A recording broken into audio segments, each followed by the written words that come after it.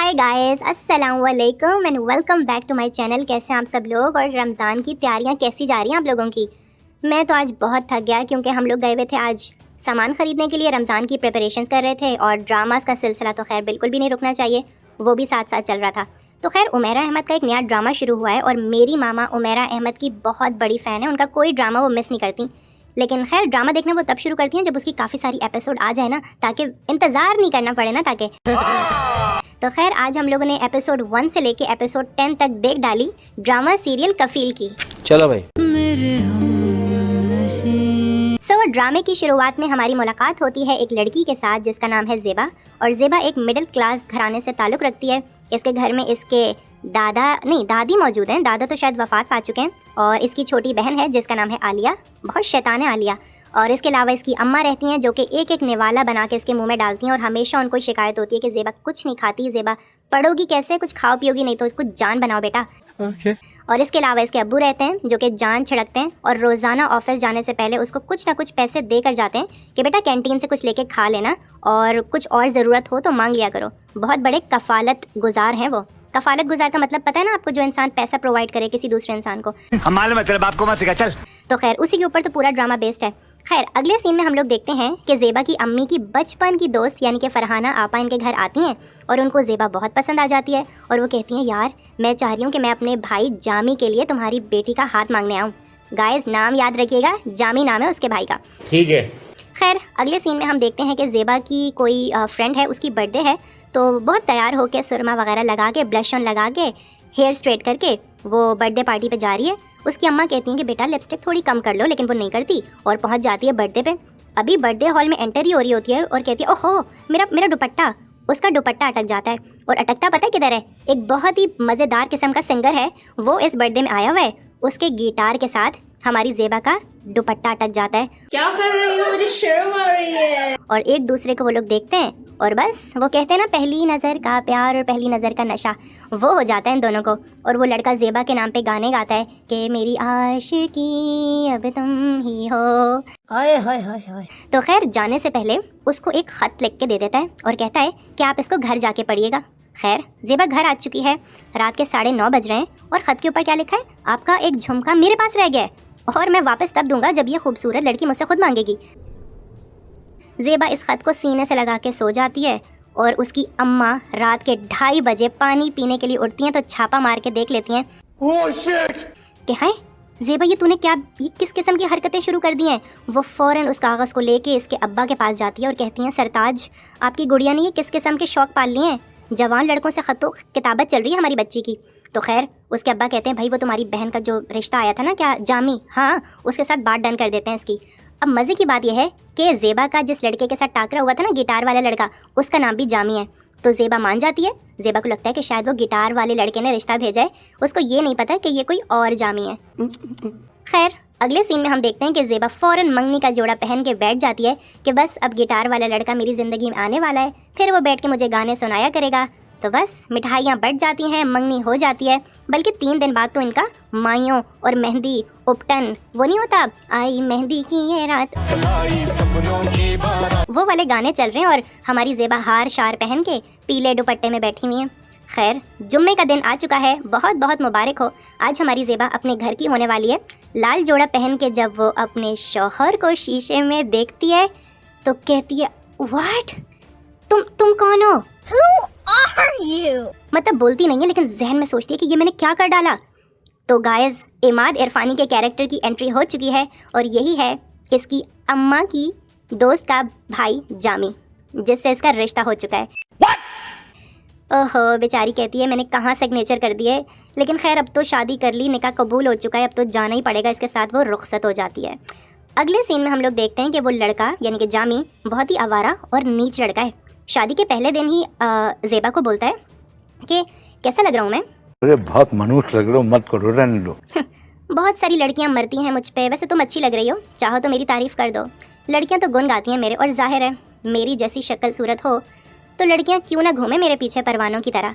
खैर बेचारी ज़ेबा का दिल बंद हो जाता है और कहती है कि बस यही है वो शादी जिसके बारे में बचपन से हमें ख्वाब दिखाए जाते हैं। वैसे तो रवाज है कि शादी के अगले दिन दुल्हन के घर से नाश्ता आता है, लेकिन ज़ेबा के घर वाले उनको अपने घर पे ही बुला लेते हैं और दोनों की दावत कर डालते हैं। ज़ेबा नाश्ते में बहुत परेशान और बेहद सीरियस मुंह बना के बैठी भी होती है तो उसके अम्मा अब्बा को ख़तरा लग जाता है और वो दोनों अपने कमरे में जाके कहते हैं कि यार हमारी बच्ची तो बहुत नाखुश लग रही है, हमें पता नहीं क्या हुआ है, उससे पूछो। तो उसके अब्बा कहते हैं भाई तुम ज़्यादा सोच रही हो, अभी शादी हुई है, नए घर में गई है, नए लोगों में गई है, थोड़ा सा इंसान परेशान तो होता है, टाइम के साथ साथ ठीक हो जाएगी। इतने में हम देखते हैं कि 2 दिन गुजर चुके हैं, जामी अपने घर चला जाता है और ज़ेबा 3-4 दिन यहीं पे रुकने वाली है। 3 दिन गुजरने के बाद जामी ज़ेबा को कॉल करता है और कहता है आज मैं तुम्हें लेने के लिए आने वाला हूँ, अपनी अम्मी से कहना कि मेरे लिए वही मछली बनाएं जो उन्होंने पहले दिन बनाई थी, बल्कि ऐसा करना 4-5 किलो एक्स्ट्रा बना लेना और हम साथ अपने घर ले आएंगे, बहुत पसंद है मुझे वो मछली, और फर्नीचर भी अगर मिल जाए थोड़ा सा तो वो भी मांग लेना। तेरा बाप यहाँ छोड़कर गया था कि तेरी माँ? फर्नीचर का नाम सुन के ज़ेबा की अम्मी की हालत टाइट हो जाती है और वो कहती हैं ये किस किस्म के गैर मुहज़्ज़ब लोग हैं, मुझे तो लग रहा था फरहाना बाजी बहुत अच्छी दोस्त है मेरी, लेकिन उनका भाई हमसे फर्नीचर की डिमांड कर रहा है।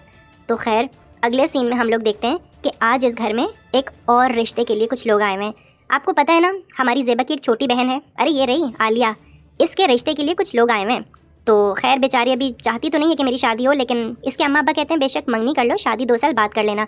ज़ेबा अपनी बहन के होने वाले शौहर के पास जब मिठाई लेके पहुँचती है तो कहती है व्हाट गाइस, ये वही गिटार वाला लड़का है जिसका नाम जामी था और ये ज़ेबा को पसंद था और आज ये ज़ेबा की बहन के लिए रिश्ता लेके आया हुआ है। खैर देखते हैं ये रिश्ता होता है या नहीं। अगले सीन में हम देखते हैं कि ज़ेबा की शामत आई हुई है और जामी इसको खरी खरी सुनाता है, और सुनाता है पता है क्यों है, क्योंकि फरहाना आपा ने जामी को इसके स्क्रू टाइट किए हैं। अबे तू फर्नीचर मांग रहे अपनी बेगम से। तो खैर जामी कहता है अगर तुमने फर्नीचर नहीं देने थे तो फरहाना आपा से मेरा शिकायत ना करती, इतनी नाक कटवाई है तुमने मेरी, अब फ़ौरन अपने घर वालों को फ़ोन करो और उनको बोलो कि फ़र्नीचर की डिमांड मैंने नहीं की थी, वो तो तुम्हारी ख्वाहिश थी। तो खैर बेचारी अपने घर फ़ोन करती है और अपने अम्मा अब्बा से झूठ बोल देती है कि अम्मा जामी बेकसूर है, उसने फ़र्नीचर की डिमांड नहीं की थी, वो तो मैं ही सोच रही थी कि हमारा घर कुछ खाली खाली सा है, फ़र्नीचर है लेकिन वो कुछ पुराना सा है, तो मैंने आपसे सोचा कि नए फ़र्नीचर की डिमांड कर दूं। अगले सीन में हम लोग देखते हैं कि जामी की हरकतें ख़राब से ख़राब तर होती जा रही हैं, अपनी गर्लफ्रेंड को फ़ोन पे डेट की दावत दे रहा होता है बेगैरत बेशर्म आदमी। इतने में ज़ेबा वहाँ पे चाय की ट्रॉली लेकर एंटर होती है तो सारी बातें सुन लेती है इसकी, और जैसे ही जामी को पता लगता है कि ये मेरी बातें सुन रही है तो एकदम एक्टिंग करता है कि मैं तो मजाक कर रहा था, कैसा लगा तुम्हें मेरा मजाक, चलो पैकिंग करो हम लोग कल मरी जा रहे हैं। खैर अगले दिन फ़्लाइट लेके ये लोग दुबई कहाँ, इनकी किस्मत में दुबई कहाँ, मरी पहुँच जाते हैं और वहाँ जाके कुछ शॉपिंग वगैरह करने का इरादा है इनका। ज़ेबा कहती है दुकानदार से कि आप इसको थोड़ा सस्ता करें, मैं लास्ट टाइम आई थी तो ये 2500 का था, अब आप कह रहे हैं कि 6000 का है। तो खैर वो कहता है अच्छा चलें 4000 रुपये दें, ना मेरी ना आपकी। तो खैर वो कहती है जामी ज़रा 4000 रुपये दीजिएगा। तो जामी का तो आपको पता है पैसों के नाम पे इसको मौत आती है, मैं गरीब हूँ। कहता है कि ज़ेबा पैसे तुम मेरे पास नहीं है, तुम्हें पता है कि मेरा बिज़नेस ऑनलाइन होता है, मेरे पास कैश नहीं है। तो बेचारी ज़ेबा के फिर भरम टूट जाते हैं और लड़ झगड़ के वापस ये लोग अपने होटल आ जाते हैं और जामी कहता है कि तुमसे ज़्यादा अकल एक 4 क्लास के बच्चे में होगी, अभी निकलने से पहले कैश तो ले लेती अपने अब्बा से। खैर अभी भी देर नहीं हुई, एक काम करो अपने अब्बा को कॉल करो और उनसे कहो कि हमें ना कुछ पैसे भिजवा दें। तो खैर बेचारी ज़ेबा मजबूर है, अब मरी आई हुई है यहाँ पे खाना गुजर बसर कुछ तो करनी है, अपने अब्बा से पैसे मांग लेती है और कहती है अब्बा जामी का ना वॉलेट चोरी हो गया है मरी में, आपको तो पता है कितने लोग होते हैं यहाँ, बस वॉलेट गिर गया इनका, आप 10,000 रुपये भिजवा दें। तो खैर उसके अब्बा अपनी बेटी के खातिर 10,000 रुपये ट्रांसफ़र कर देते हैं और उसके बाद जामी खूब शॉपिंग करते हैं अपने लिए भी, अपनी बहनों के लिए भी, और कहते हैं ये वाला देखो साइज़ कैसा है, ये वाला फ़ैशन कैसा है। और ज़ेबा बेचारी दूर खड़ी सर पटक रही होती है अपना। 4 दिन मरी में जैसे तैसे गुजार के ये लोग वापस आ चुके हैं, फरहाना बाजी भी इनके साथ आई हैं और ये ज़ेबा के घर वालों के लिए कुछ तोहफे वगैरह लेकर आए हैं। लेकिन दादी जान बड़े पते की बात करती हैं, कहती हैं जामी तोहफे तो हम बाद में देख लेंगे, बेटा आप मुझे बताओ आपका बटवा कैसे चोरी हुआ मरी में। ये सुन के जामी का हलक खुश्क हो जाता है और वो जो हलवे के निवाले बना बना के खा रहा था ना मुसलसल, वहीं पर उसका हाथ रुक जाता है और गुस्से के आलम में गाड़ी निकाल के कहता है चलो घर, मैं नहीं बैठ रहा यहाँ पे। और घर जाके ज़ेबा को कहता है तुम्हारे घर वालों को मेरी इज्जत की कोई परवाही नहीं है, कुछ भी पूछ लेते हैं, बोंगियाँ मारते रहते हैं, मैं तुम्हारे घर अंदर नहीं जाऊँगा, ये बात कान खोल के सुन लो और तुम भी मुझे फोर्स नहीं करोगी। बेचारी ज़ेबा वहीं सर झुका लेती है, क्या करे बेचारी। अगले सीन में हम लोग एक और ड्रामा देख लेते हैं जामी का। ज़ेबा अपनी अम्मी के साथ मार्केट जा रही होती है, रास्ते में इनको जामी नज़र आ जाता है और अकेला नहीं है ये बेगैरत, साथ में इसके वो दोशीज़ा भी है जिससे मोहब्बत की पींगे लड़ा रहा है ये फ़ोन पे, और अब तो खैर आइसक्रीम खा रहा था उसके साथ।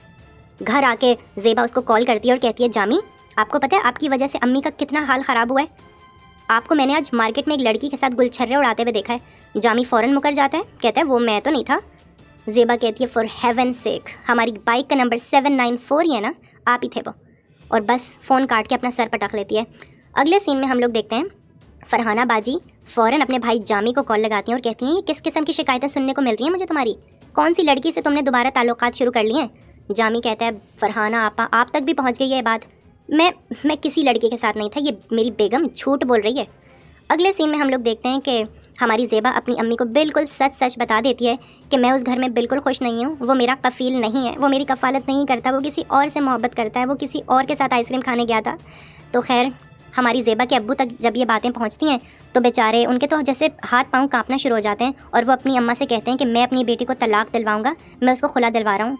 उसकी अम्मा कहती हैं कि भाई हमारी 7 नस्लों में कभी किसी को तलाक नहीं हुई है, तुम कैसी बातें कर रहे हो। तो उसके अब्बा बड़े पते की बात करते हैं, कहते हैं कि अगर पिछली 7 नस्लों में किसी को तलाक नहीं हुई तो क्या इस बात का ये मतलब है कि हम अगली 7 नस्लों को सूली पे लटका के रखें। अगले दिन वो डाइनिंग टेबल पे ऐलान कर देते हैं कि हम ज़ेबा के लिए खुला लेने के लिए जा रहे हैं, मैंने वकील से बात कर ली है। हमारी ज़ेबा ऑमलेट खा रही है लेकिन उसको ऑमलेट कुछ हज़म नहीं हो रहा, मतली हो रही है उसके मैदे में। उसकी अम्मा कहती हैं बेटा क्या हुआ, ऑमलेट ठीक नहीं बना क्या। तो कहती है नहीं बस कुछ तबीयत खांसती हुई बेचारी वॉशरूम में जाती है और वहाँ पे उल्टी कर देती है। समझ रहे हो? उल्टी का सुन के इनके घर की जो नौकरानी है ना वो कहती है अल्लाह मुबारक हो, हमारी बिटिया का पाँव भारी हो गया है, आप लोग नाना नानी बनने वाले हैं। नाना नानी का तो खैर इनको तसव्वुर भी नहीं था, ये लोग तो तलाक की बात कर रहे थे तो अंकल का तो एकदम मीटर शॉर्ट हो जाता है और वो दादी वो भी कुछ कंफ्यूज नज़र आ रही हैं कि हैं अब क्या होगा। तो बस इसी के साथ एपिसोड क्लोज हो जाता है। अब देखो अगले एपिसोड में क्या होता है। जहाँ तक हमें पता है अगर औरत प्रेग्नेंट हो तो तलाक नहीं हो पाती, अब तो बच्चे के बाद ही तलाक होगी अगर होनी भी हुई तो खैर मैं आपसे मिलूँगा अब अगली वीडियो में। मुझे अपनी दुआ में याद रखें, मेरे चैनल को लाइक कर दें, सब्सक्राइब कर दें Please, sabara kara. And I will see you guys next time. Tata.